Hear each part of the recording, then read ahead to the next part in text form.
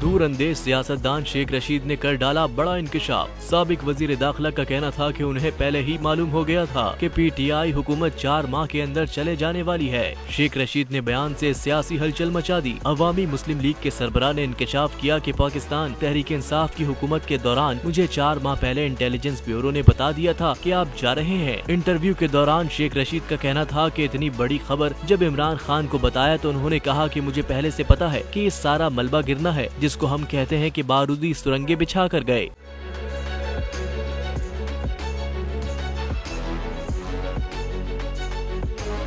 साबिक वजीर दाखिला शेख रशीद का कहना था कि इंटेलिजेंस ब्यूरो की खबर मिलने के बाद मैंने 2-3 माह इंतजार किया, क्योंकि आईबी की रिपोर्ट बाज औकात सुनी सुनाई भी होती है, लेकिन चोरों के सामने आते ही सारा ड्रामा अवाम के सामने आ गया।